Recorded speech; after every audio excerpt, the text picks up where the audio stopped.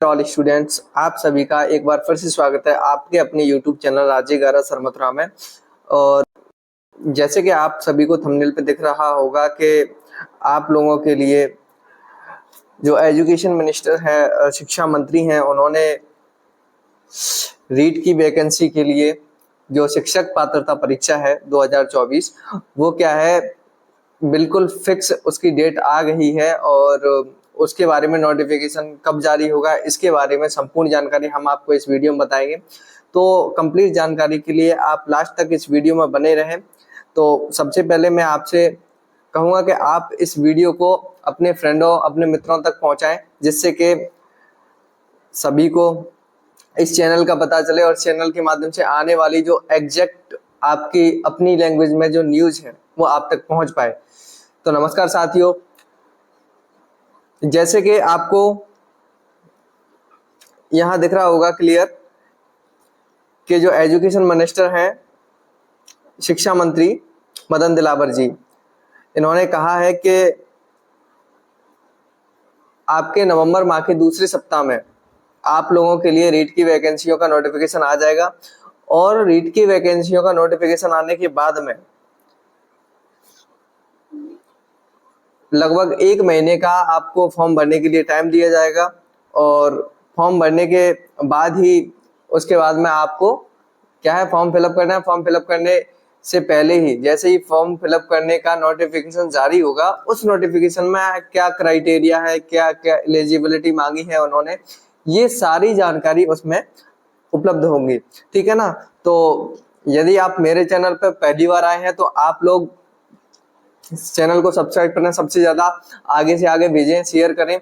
और मैं आपको एक और बात बता देता हूं, यदि आपको किसी भी समस्या से लेकर के सॉल्यूशन चाहिए, ठीक है ना, जो मेरे अकॉर्डिंग मुझसे हो जाएगा, तो आप उसके लिए मुझे कमेंट करें। और मैं आपसे आपके पास जो करेक्ट या फिर ऑफिशियल रूप से जो गुप्त सूत्रों से हमारे पास इंफॉर्मेशन सूचना आई है, उन सूचनाओं के माध्यम से मैं आपको बताने जा रहा हूं कि ऑफिशियल रूप में कि क्या क्या ऐसे बदलाव हैं जो होने जा रहे हैं। तो चलिए हम चर्चा करते हैं एक बार फिर से।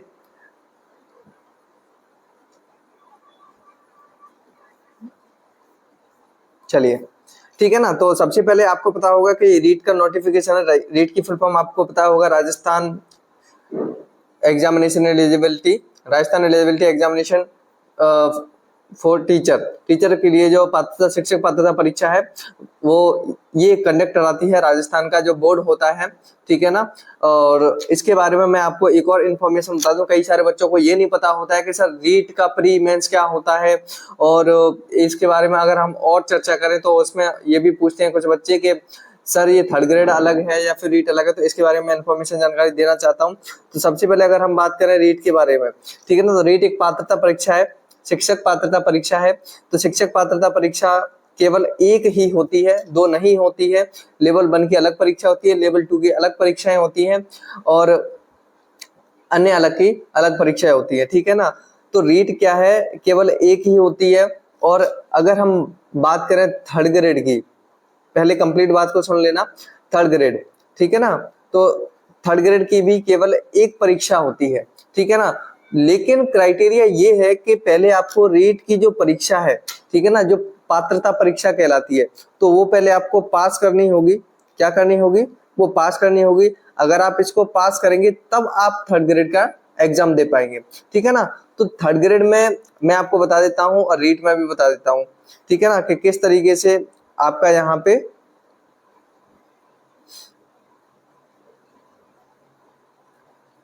कंप्लीट इंफॉर्मेशन कैसे होगी। ठीक है ना। तो चलिए, सबसे पहले जैसे मैंने आपको बताया, ठीक है ना, तो देखो मैं बता देता हूं कि रीट में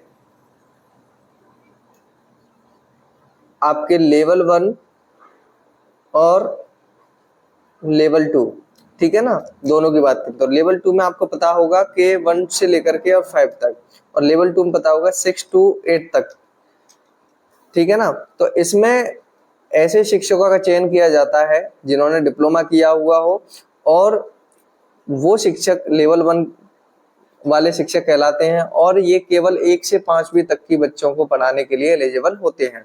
अगर हम बात करें लेवल 2 की, तो लेवल 2 में जैसे कि आपको पता है कि 6 to 8 क्लास तक के बच्चों को पढ़ाने वाले शिक्षकों का इसमें चयन होता है, ठीक है ना। ये क्या है, इनके लिए पात्रता परीक्षा है लेवल 1 के लिए, या फिर 1 से 5 तक के जो टीचर पात्रता परीक्षा देती है उनको लेवल 1 का देना होता है। और जो स्टूडेंट्स यदि 6 से 8 तक के बच्चों को पढ़ाना चाहते हैं वो लेवल 2 का एग्जाम देते हैं, ठीक है ना। लेकिन इसके लिए बीएड कंपलसरी कर दिया है, ठीक है ना। और अब हम आगे बात करते हैं, ठीक है ना, थर्ड ग्रेड के बारे में। तो ये तो बात हो गई आपकी रीट की जो वैकेंसी है। रीट की वैकेंसी में जो आपके परीक्षा है, पात्रता परीक्षा है, तो ये केवल पात्रता परीक्षा है, ठीक है ना, ये केवल पात्रता परीक्षा है। अब हम बात करते हैं आगे थर्ड ग्रेड के बारे में। तो थर्ड ग्रेड में क्या है क्या नहीं है वो हम बात कर लेते हैं। जैसे कि आपको पता है कि मैंने बता दिया आपको रीट के बारे में, अब मैं बताऊंगा आपको थर्ड ग्रेड के बारे में, ठीक है ना, थर्ड ग्रेड के बारे में। तो थर्ड ग्रेड में क्या है, थर्ड ग्रेड में बता देता हूं। पहले आपको रीट की परीक्षा है वो पास करनी होगी, उसके बाद में आप एलिजिबल हो पाओगे।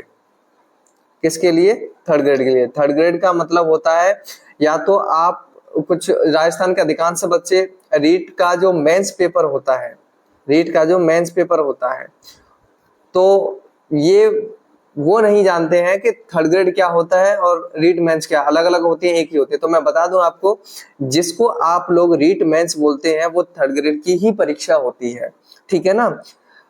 उसका नाम रीट मेंस नहीं है, उसका नाम थर्ड ग्रेड है। रीट केवल एक ही परीक्षा होती है जो आपको पात्रता परीक्षा है आपकी, और जो आपको पास करनी होती है। अगर आप उसे पास करेंगे उसके बाद में आप रीट मेंस दे पाएंगे, और रीट मेंस को ही थर्ड ग्रेड बोला जाता है। तो उम्मीद करता हूं कि आपके जो डाउट हैं वो यहाँ के सारे डाउट खत्म हो गए होंगे, ठीक है ना। अब हम चर्चा करते हैं जो नोटिफिकेशन आया था उस नोटिफिकेशन को लेकर के कि आखिरकार इसमें ऐसे क्या क्या बदलाव हैं जो इस वर्ष होने वाले हैं, ठीक है ना। तो सबसे पहले तो मैं बात करूंगा आपको नोटिफिकेशन की, जो कि शिक्षा मंत्री मदन दिलावर जी ने, एजुकेशन मिनिस्टर ने दिया है आज, ठीक है ना। और इन्होंने बताया कि नवंबर के दूसरे सप्ताह में, नवंबर का दूसरा सप्ताह यानी दिवाली के बाद, ठीक है ना, दिवाली के बाद रीट का नोटिफिकेशन आ जाएगा, ठीक है ना। और इसका एग्जाम है वो जनवरी में ही होगा, ये फिक्स कर दिया है उन्होंने, ठीक है ना। और उसके बाद में उन्होंने बताया कि टीचर्सों के लिए, जैसे मैंने बताया था आपको अभी कि पात्रता परीक्षा है, ये रीट है वो पात्रता परीक्षा, तो पहले पात्रता परीक्षा को पास कर लीजिए, उसके बाद में थर्ड ग्रेड का जो एग्जाम होगा। तो थर्ड ग्रेड के एग्जाम में कितनी वैकेंसी आएंगी, ये रीट पात्रता परीक्षा को देने के बाद में ही, जब थर्ड ग्रेड की वैकेंसी का नोटिफिकेशन आएगा उसमें ही बताया जाएगा, ठीक है ना। तो अभी ये आप चर्चा ना करें, इस इन अफवाहों में ना खोएं कि हमारी वैकेंसी कितनी आएंगी कितनी नहीं आएंगी, उस चीज को छोड़ो। उसके ऊपर पहले से ही रिव्यू चल रहा है, ठीक है ना, जानकारी देखी जा रही है कि कितने पद रिक्त हैं कितने नहीं है इस चीज को। तो हम आगे इसको पढ़ते हैं थोड़ा सा। राजस्थान में टीचर बनने का सपना देख रहे युवाओं के लिए अच्छी खबर है ये आप लोगों को भी पता है। Rajasthan eligibility exam for teachers, REET बोलते हैं जैसे, Rajasthan eligibility exam for teacher जैसे रीट बोलते हैं, जनवरी के तीसरे सप्ताह में। देख लो यहाँ पे आपका जो समय है वो तय हो गया है लगभग, ठीक है। जनवरी के पहले या दूसरे सप्ताह में नहीं, जनवरी के तीसरे सप्ताह में रीट होने जा रही है, ये फिक्स है बिल्कुल, ठीक है ना। और नवंबर के दूसरे सप्ताह में नोटिफिकेशन आ जाएगा, और नोटिफिकेशन में इन्होंने क्लियर बताया गया है, जैसे मैं बता रहा हूँ कि नोटिफिकेशन के बाद में लगभग 1 महीने का फॉर्म भरने के लिए टाइम मिलेगा। तो आप लास्ट तक ना बैठे रहें, शुरुआत में ही फॉर्म भरने का वो कर, जैसे जो साइट होती है कभी कभी बहुत बिजी हो जाती है तो हम फॉर्म भरने से रह जाते हैं।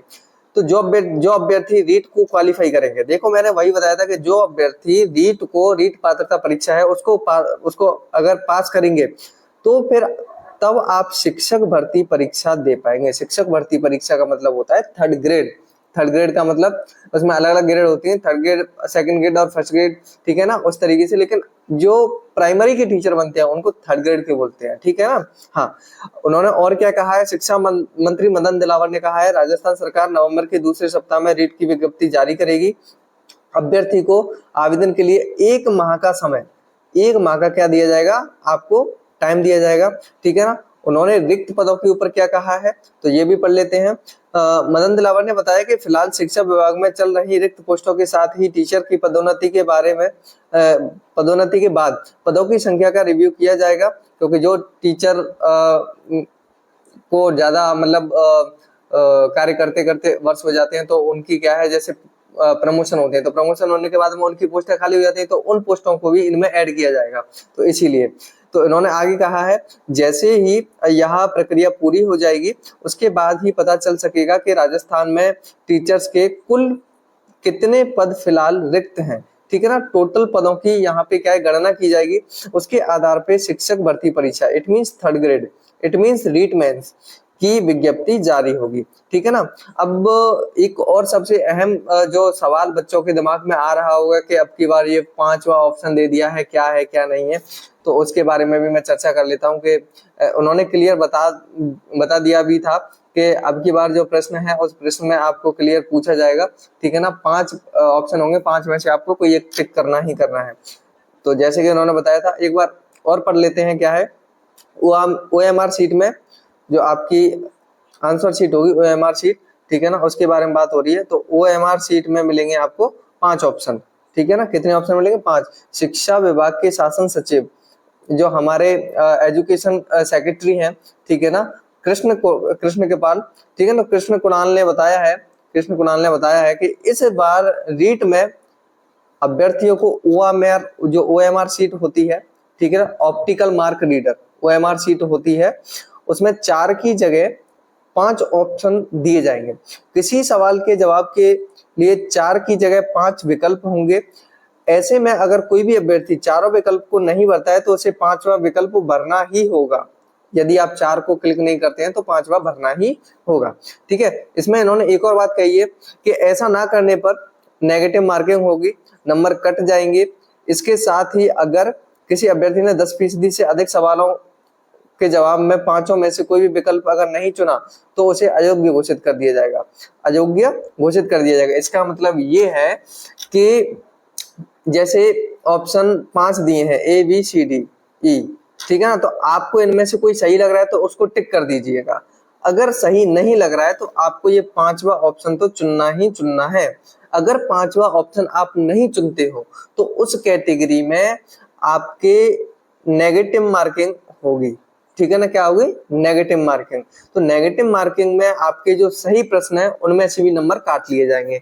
और इन्होंने एक और बात ये बताया है इन्होंने कि यदि आप मान के चलो 10% जो है अधिक सवालों में कोई भी टिक नहीं करते हो, जैसे मान के चलो मैंने यहाँ भी बताया कि 5 ऑप्शन में से आपने 10%, तो जैसे 150 प्रश्न आएंगे तो 150 का 10% आपको पता है कितना होता है?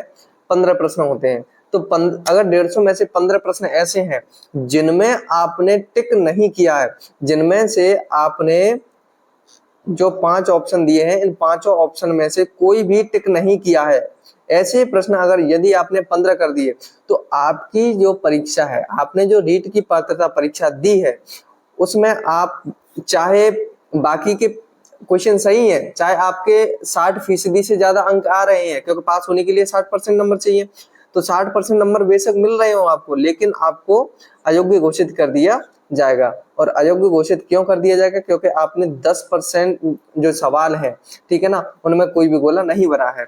उन्होंने ये भी कहा है कि विचार कर रहे हैं कि जो आपकी optical mark reader OMR sheet है, उस OMR शीट पर रोल नंबर के साथ में अब की बार कैंडिडेट की फोटो लगाने पर विचार किया जाता है। लेकिन इस पर अंतिम फैसला अभी नहीं आया, अंतिम फैसला आना अभी बाकी है।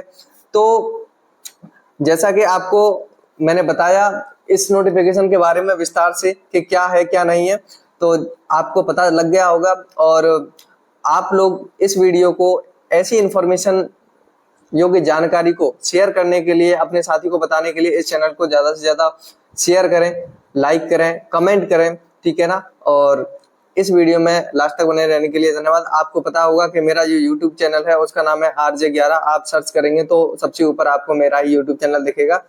सो थैंक्स फॉर वॉचिंग, धन्यवाद।